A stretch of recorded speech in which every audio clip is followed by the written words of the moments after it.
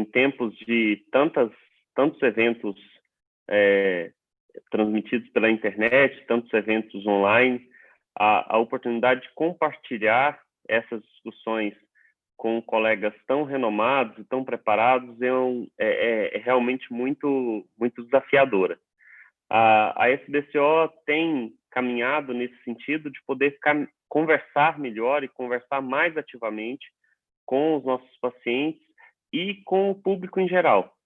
Uma vez que, do ponto de vista científico, a gente já tem um know-how estabelecido, que cresce a cada dia com os eventos, com as discussões científicas, mas é importante transmitir essa mensagem de uma forma clara, de uma forma compreensível para a população, uma vez que isso vai impactar enormemente naquilo que a gente vai ter de resposta e naquilo que a gente vai ter de resultado do tratamento oncológico.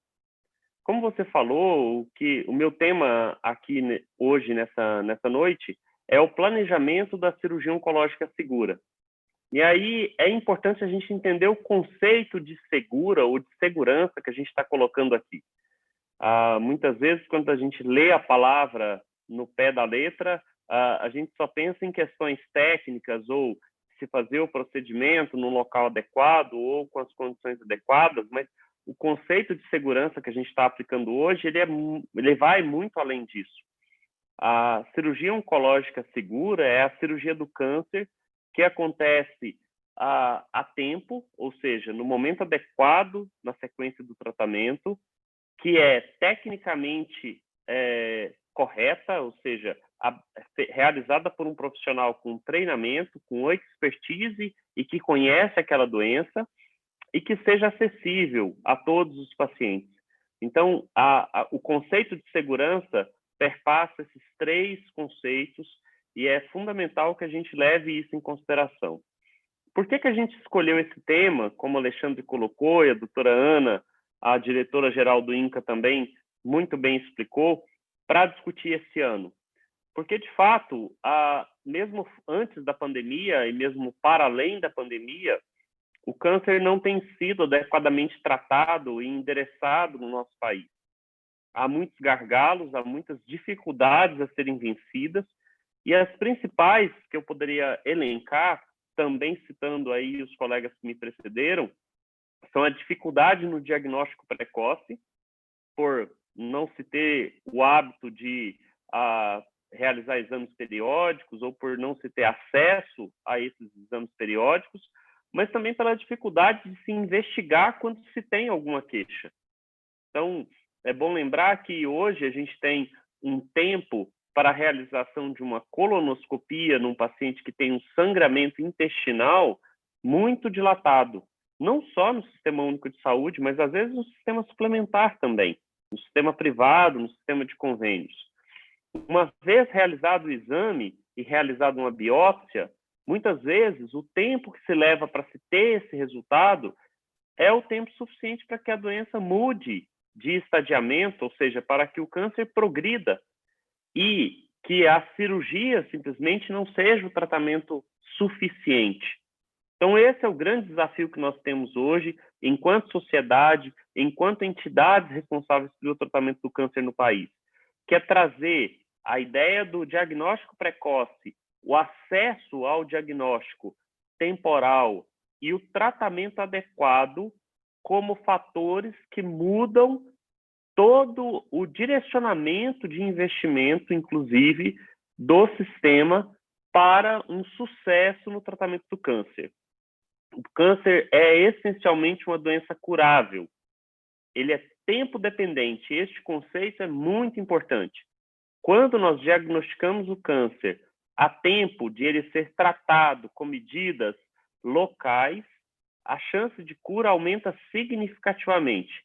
E a gente não pode perder isso de mente quando nós estamos planejando o tratamento do câncer. Planejar a cirurgia oncológica segura, então, inclui considerar esses fatores. O momento em que você teve contato com o paciente, como o diagnóstico foi feito, o quão confiável aquele diagnóstico é, se é necessário alguma revisão por um patologista experiente, quais exames a quais exames o paciente teve acesso e em que momento esses exames foram realizados. Eu queria levantar outra realidade difícil que a gente tem no país, de novo, não só no sistema de saúde pública, mas no sistema suplementar também, que é o tempo que o paciente leva para realizar exames e o momento em que nós, cirurgiões, avaliamos esses exames. De um modo geral, não é seguro prosseguir com uma cirurgia se você tem um exame de avaliação da doença, da extensão da doença, de mais de 3 meses de realização. É importante que se tenha um exame recente, mas, infelizmente, o fluxo do sistema, às vezes, não permite isso. Então, o primeiro ponto que eu gostaria de salientar, e que a gente não chegou a tocar aqui, que é a importância dos exames de imagem adequados e realizados a tempo para que aquilo que nós vamos encontrar durante o procedimento cirúrgico seja realmente aquilo que foi demonstrado num exame de imagem realizado anteriormente. O outro ponto muito importante que foi ressaltado tanto pela doutora Ana, que é anestesista, como pela doutora Cláudia, que é o preparo pré-operatório.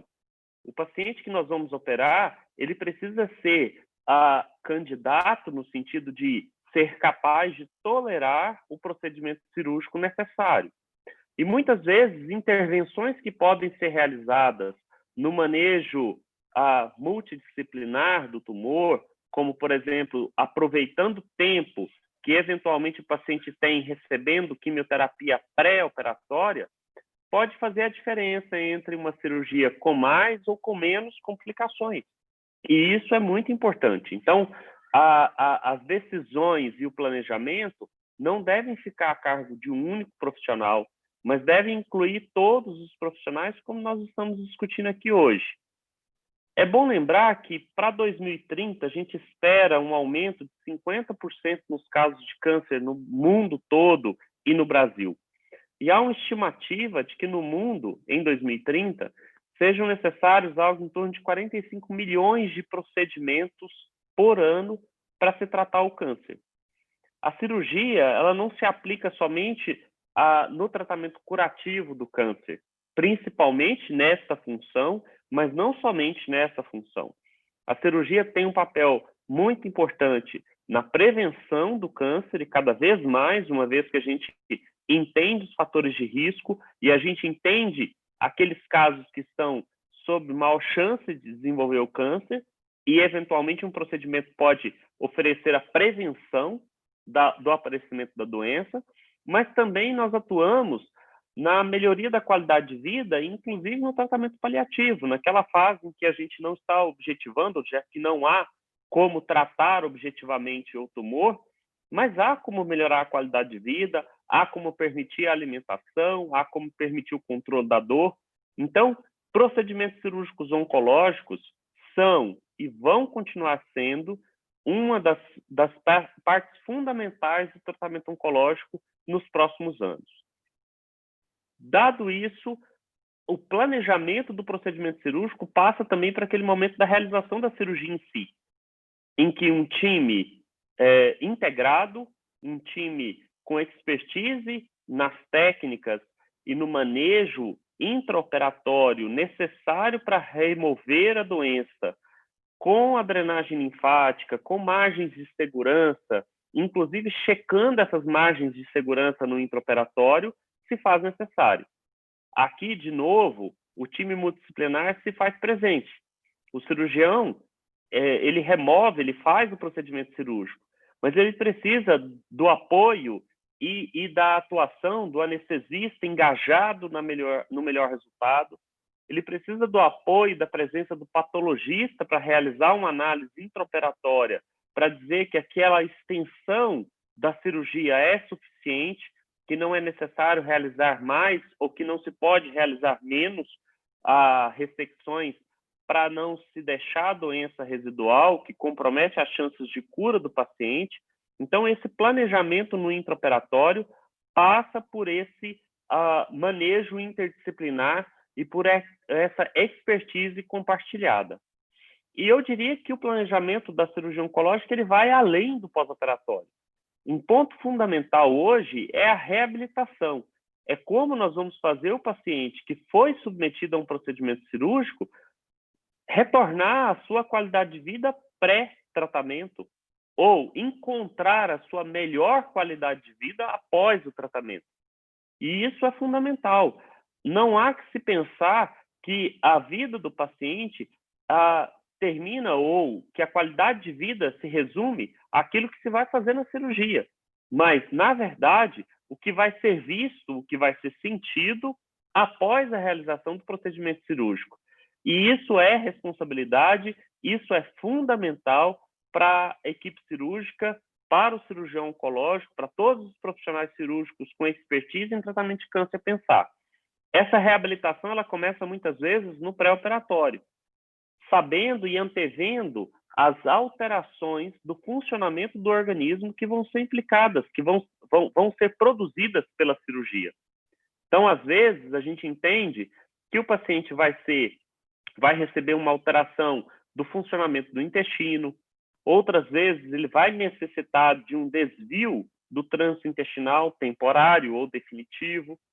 Às vezes ele vai ter uma modificação na sua capacidade de engolir os alimentos ou de sentir o gosto dos alimentos, temporário ou definitivo, uma alteração na sua capacidade de falar, de se comunicar, e a antever essas alterações e participar ativamente dessa reabilitação e da manutenção da qualidade de vida desses pacientes é fundamental. Então, tudo isso engloba esse conceito de cirurgia oncológica segura, que a SBCO encampou esse ano na Ação Nacional de Combate ao Câncer. A gente está falando de uma doença séria, de uma doença que, infelizmente, não parou de acontecer por causa do Covid e que não vai parar de acontecer agora se a gente está diante de um aumento dos casos de infecção pelo coronavírus e que nós vamos ter que continuar enfrentando, nós vamos ter que continuar provendo o tratamento adequado, e é essa mensagem que a SBCO traz hoje, que a gente tem que seguir diagnosticando cada vez mais precocemente o câncer. A parcela de função do paciente, a parcela de engajamento do paciente e dos familiares é perceber o funcionamento do seu organismo, é entender esse funcionamento, é conhecer e se engajar em canais como o da SBCO. A SBCO está no Twitter, a SBCO está no Facebook, a SBCO está no Facebook, no Instagram, no YouTube, e a gente tem informação para levar e estamos à disposição para discutir com o público leigo, com os pacientes, a respeito desses dados.